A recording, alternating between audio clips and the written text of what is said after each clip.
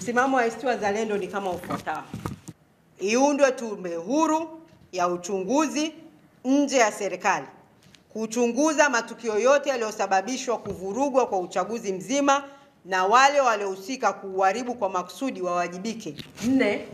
Kuundwe timu ya maridhiano iliyo huru, National Commission Cohesion, itakayoleta pamoja viongozi wa serikali, viongozi wa upinzani, wananchi, viongozi wa dini na wadau wengine wote wa muhimu katika kuleta na lengo la kukomesha uonevu na kuweka mfumo bora wa uendeshaji wa nchi. 5.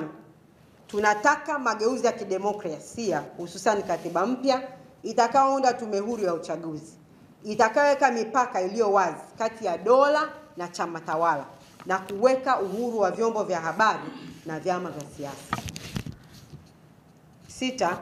Tutaipeleka mahakamani INEC kuzuia kuapishwa kwa wabunge wa viti maalum na kuilazimisha INEC kuleta takwimu hadharani walizotumia kukotoa na kuteua viti maalum vya ubunge.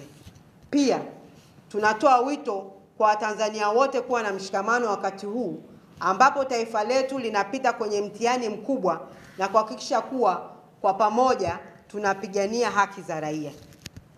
ACT Wazalendo inaamini kuwa Tanzania haitajengwa kwa hofu, bali kwa uadilifu wa viongozi na uongozi uliopata ridhaa ya wananchi.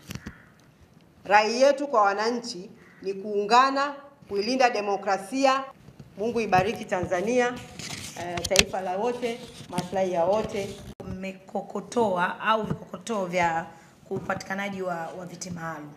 Swala zima kwanza la idadi ya kura ili kuweza kupata wabunge wa viti maalum linahusishwa pia na idadi hizo za kura kupata ruzuku kwenye chama.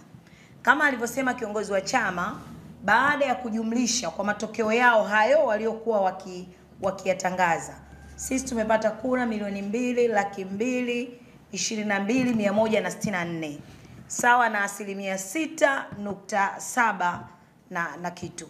Tafsiri yake, kama ni kupata wabunge wa viti maalum, tulipaswa tupate wabunge 8, lakini pia kwa mchakato huo kwa ruzuku ni zaidi ya milioni 80 kwa mwezi.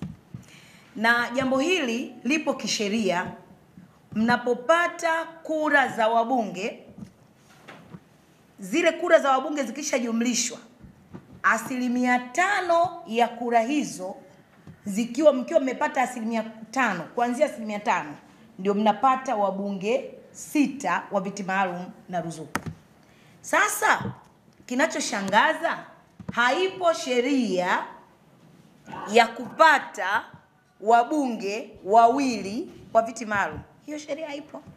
Kwa hiyo ndio maana tunasema tutaenda mahakamani kwa swala hili ili tupate ufafanuzi wa kisheria.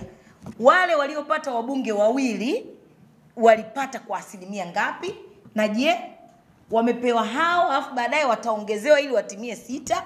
Ama je, wamefika 5% au walifika 1%? Na kama walikuwa 1% au 2, walipataje wabunge wa viti maalum? Kwa hiyo wabunge wa viti maalum na ruzuku zinatokana na taratibu, kanuni na sheria zilizopo. Kwa hiyo huwezi kuteua kwa matakwa yako, unateua kutokana na sheria inasema nini kuhusiana na hizi kura. Kwa hiyo sisi tulistahili kupata kwa mujibu wa kura walizozitangaza za wabunge nchi nzima na asilimia ya kura ambazo tulizipata sisi. Nadhani nimejibu.